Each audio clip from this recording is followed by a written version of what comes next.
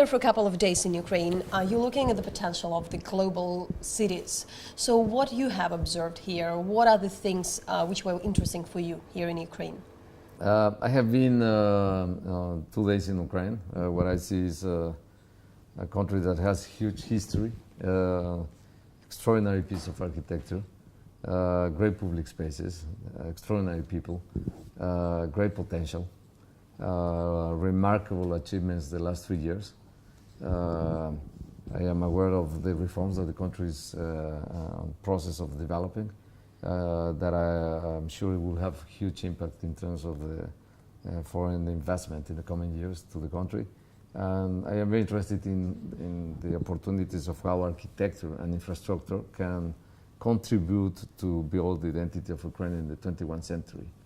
And I take that as a reference. The project we are building in Mexico, the new airport, is the biggest airport on construction in the Americas for 68 million passengers, $4 billion single terminal in a master plan of 10 billion.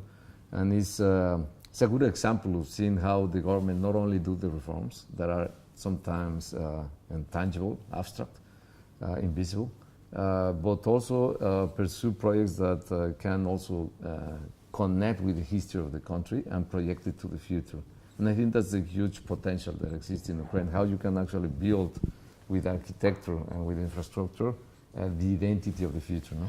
Do you think you're looking at these creating hubs? It depends on the the will of the person. Can you really create this kind of new place of connection in the middle of nowhere, in the place which hadn't been popular before?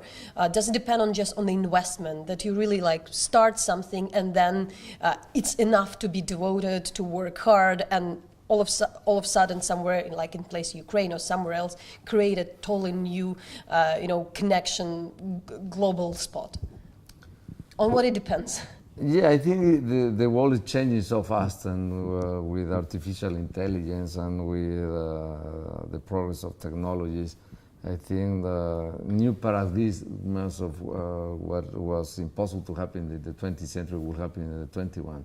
So, meaning that in terms of traditional urbanism, you have already the developments of the main cities, of course, but I see huge potential of how Ukraine can, for example, build a new city dedicated exclusively to IT and try to become a new hub and try to create a new international model of how you can create a sustainable city. So that's, for example, one opportunity. Another opportunity is to rethink all the airport systems. Another opportunity is to think on the ports. Another opportunity is to think of how an iconic building can become the postcard or the image of how Ukraine is a new country. Because if I go to Google and I say Ukraine, what I see is maps of Ukraine, and I see old buildings, and I see beautiful aspects of your very diverse old culture. But it's the past. But it's still not associated with something new. And what is the biggest challenge of Ukraine is how you can actually do something that creates an international image of a new Ukraine. What would be your advice and direction to think, especially in terms of the architecture? We have this heritage of the Soviet architecture. It's not just Ukraine. It's, starting from Ukraine to the Far East in Russia, where you have these gray buildings, and somehow when you see the younger architects, they building the higher buildings with glass. It looks a bit more modern, but yes. It's not really the change of thinking. So it would be where to think. No, as an architect, I see that the really old architecture is always connected with the context. So, for example, religious building of maybe 15 centuries ago, he has his own identity connected with the local context. As you go to modernity, then of course you see a lot of influence of Russia and very clean buildings that we call them modern.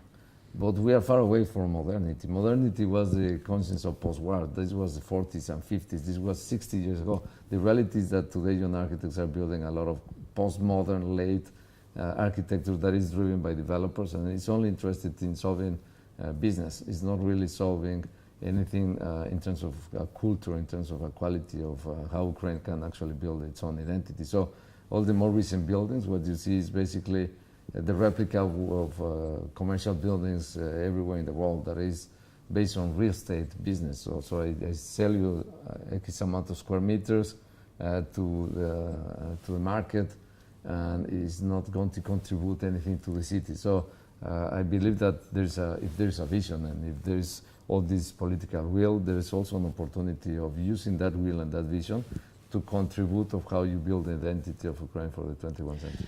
And finally, we looked at some of your projects, they're gorgeous, beautiful, but if you look at them, they are very, they are not cheap. There are very huge investment on them. If you look at the museum and the airports, and Ukraine is also the country where it's not Qatar, it's not something, like that there would be huge, billions invested into the infrastructure.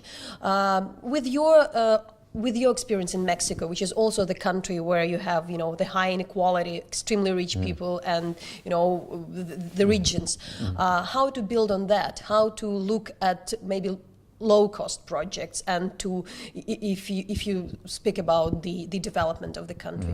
I see infrastructure as a great opportunity to boost development. So it's a responsibility to build infrastructure, and the cost of infrastructure is related with its scale. So they are not cheap projects. They are important projects because they have the vision to solve important problems of the society. But also the impact is a very important impact. So they can create thousands of jobs. They can create billions of dollars of revenue.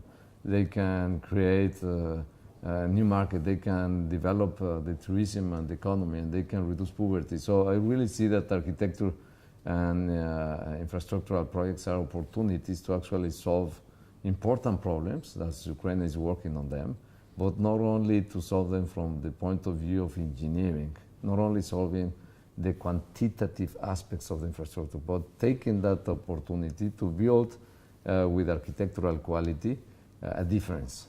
Because you can build the same projects and become invisible, a replica, no identity, and you are not solving the biggest challenge that you have. That is to project a country and to become attractive to the foreign capital, foreign investment. That is a new country. You need to project that. So that's part of the challenge that Ukraine have now.